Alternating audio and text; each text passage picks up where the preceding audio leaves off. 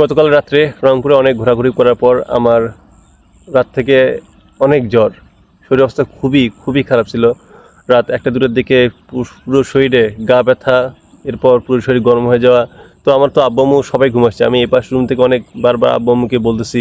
আম্মু ঘুম থেকে উঠলো, আমার গায়ে ল্যাপ দিল, আমাকে সুন্দরভাবে ঘুম পাড়িয়ে দিল। তারপর সেরিতে উঠলাম, আম্মু নিজের খাবার টাবার সব কিছু এনে দিল। তো আমি শুধু অনেকদিন পর একটা জিনিস রিয়েলাইজ করলাম, তো মানুষ তো আসলে অসুস্থ না হলে বা বিপদে না পড়লে তো আসলে আমরা তো রিয়েলাইজ করি না, বা আমরা তো বুঝতে পারি না যে আমরা তো অনেক কাজ টাজ করি বা অনেক কিছু তো করি, আমরা কখনোই বাবা মার বিষয়টা খুব একটা চিন্তা করি না, বা এটা কখনো ভাবি না যে আচ্ছা আমি যে একটা কাজ করতেছি বা একটা কুকাজও যদি হয়, এটা যে করতেছি, এটা ফলটা যে শুধু আমার ওপর শুধু নয়, এটা আমার বাবা মার উপর দিয়ে যাবে, এটা আমি কখনো মনে করি না। এবং দিন শেষে একটা জায়গায় রে আমরা খুবই খুবই বাবা মার সাথে এটা অকৃতজ্ঞতা বোধ করি, সেটা হচ্ছে আমরা নিজের লাইফ পার্টনার বেছানোর ক্ষেত্রে। দেখুন, আমরা বর্তমান যদি ডিজিটাল সময় যদি বলি, আমরা তখন ডিজিটাল সময়ে বসবাস করতেছি। ফেসবুক, ইনস্টাগ্রাম, কত কি আমাদের সোশ্যাল মিডিয়া আছে। এখন তো প্রেম ভালোবাসা এগুলো তো খুব ইজিলি, আজকে ধরলাম কালকে ছাড়লাম, কালকে আড্ডা ধরলাম, এইভাবেই তো আমাদের চলতেছে, তাই না? তো আমরা কিন্তু আসলে বুঝি না যে আমরা যার সাথে আসলে রিলেশন করতেছি সে আসলে কেমন, বা সে বাস্তব লাইফ কেমন। আমরা শুধু তার ফেসবুক প্রোফাইলে অনেক সুন্দর ছবি দেখতেছি, বা দেখছি ওরে বাবা সে ঢাকা মেডিকেলে পড়ে, বুয়েটে পড়ে, এখানে পড়ে, এটা তো আমরা শুধু জাস্ট দেখতেছি, বাট সে মানুষ হিসাবে কেমন এটা না। তার কাছে আসলে আমার কাছে ফ্যাক্ট মনে হচ্ছে না যে সেটা শর্ট, সেটা কালো হতে পারে, বা সে ভালোটা ফ্যামিলি ব্যাকগ্রাউন্ড থেকে এসেছে। আমরা আসলে এগুলো মানে কোনো কেয়ারই করি না। তো আমাদের কাছে ওই জিনিসটাকে আমাদের নিয়ে একটা কেরিয়ার রিলেটেড আমাদের কাছে একটা ভালো লাগা তৈরি হয়। আবার কারো কাছে আবার সৌন্দর্য দিকটা প্রকাশ পায়, যেটা হোক। তো আমরা এরকমভাবে এইভাবে দিনের পর দিন, বছর পর বছর ধরে আমরা রিলেশনের মধ্যে জড়িয়ে পড়ি। তো জড়ার পর যখন বিয়ের একটা সময় হয়ে যায়, তখন আমরা বাবা মাকে বলি যে আম্মু ওই মেয়েটাকে বিয়ে করবো, এটা করবো, ওটা করবো। সো আমরা যখন এরকম একটা কাজে যখন যাই, বাবা মায়ের পারমিশন না নিয়ে বা বাবা মাকে বলে যখন বিয়ের অ্যারেঞ্জ করি, বা বাবা মাকে যখন ওই মেয়ের বাসায় বা মেয়ের বাসা থেকে যখন ছেলে বাসায় যখন আসে, তখন কিন্তু খুবই কম ক্ষেত্রে দেখা যায় যে ছেলে মেয়ে উভয় ক্ষেত্রে একদম একে অপরের জন্য পারফেক্ট হয়, বা মোটামুটি একটা ভারসাম্যমূলক কিন্তু হয়। এমনটা কিন্তু হয় না। ফেসবুক, আপনি ইনস্টাগ্রাম, সোশ্যাল মিডিয়া, যে ধরনের প্রেম ভালোবাসা করেন না কেন, প্রত্যেকটা জায়গায় অসাম্যতা, ভারসাম্যতা খুবই খুবই খুবই পরিমাণ খুব কম হয়।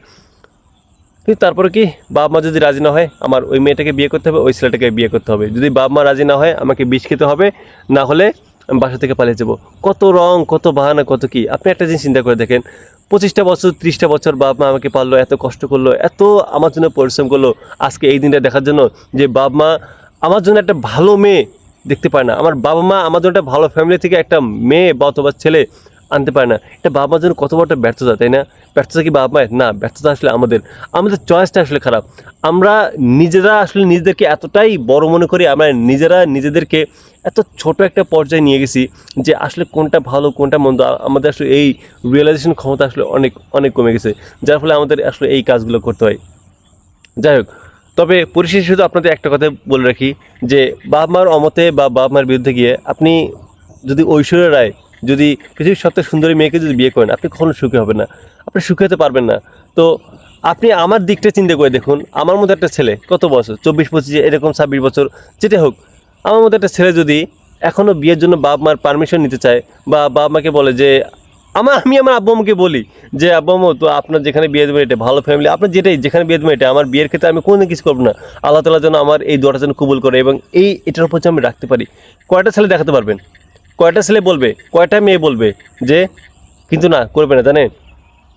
এটা করবে না, করবেটা কি, ওদের কাছে মনে হয় যে আচ্ছা একটা মেয়ে অথবা ছেলে কেরিয়ার ভালো, ওকে করতে হবে। ও যে থার্ড ক্লাস ফ্যামিলি থেকে আসছে, ওদের বসে থেকে আসছে, ওরা ওর কাছে ফ্যাক্ট না। ওই মেয়েটা দেখতে সুন্দর, ওই মেয়ে যে পতিতা থেকে যে আসতে পারে, আই ডোন্ট নো, বাট তাকেই চাই।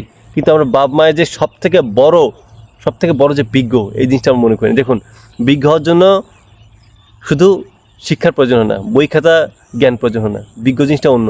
বিজ্ঞ জিনিসটা হয় একটা প্রাকৃতিকভাবে, একটা প্রাকৃতিক এক্সপিরিয়েন্সের মাধ্যমে। এটাকে আপনি বই খাতা কলমে কখনো এটা ডিফাইন করবে না। আপনি হয়তো অনেক অনেক শিক্ষিত হতে পারেন, আপনি মেডিকেল, ঢাকা, বুয়েট, আপনি যেখানে বলতে পারেন, কিন্তু আপনার বাবা মা অশিক্ষিত। কিন্তু তারপর যেখানে একটা সিদ্ধান্ত জ্ঞানের ক্ষেত্রে আপনার চাইতে আপনার বাবা মা ভালো উঠবে, কারণ তারা বিষয়গুলো বোঝে, তাদের যথেষ্ট হয়ে গেছে। যাই হোক, আমি শুধু আপনাদের একটা কথা বলবো, যে সিদ্ধান্ত আপনার, প্রেম করবেন না বিয়ে করবে, প্রেম করে বিয়ে করবেন নাকি অ্যারেঞ্জ ম্যারেজ করবেন, বা যেটা হোক আপনার ইচ্ছা, তবে এমন কিছু করবেন না বাবা মনে কখনো কষ্ট দেবেন না। বাবা মনে কষ্ট দেবেন, আপনি এটা একদিন একদিন ফলভোগ করবেন। বা এমনও হতে পারে যে আপনার মেয়ে আপনার বিরুদ্ধে গিয়ে অন্য একটা ছেলেকে বিয়ে করলো, বা আপনার ছেলে আপনাদের অমতে বিয়ে করলো। So tit for ট্যাট।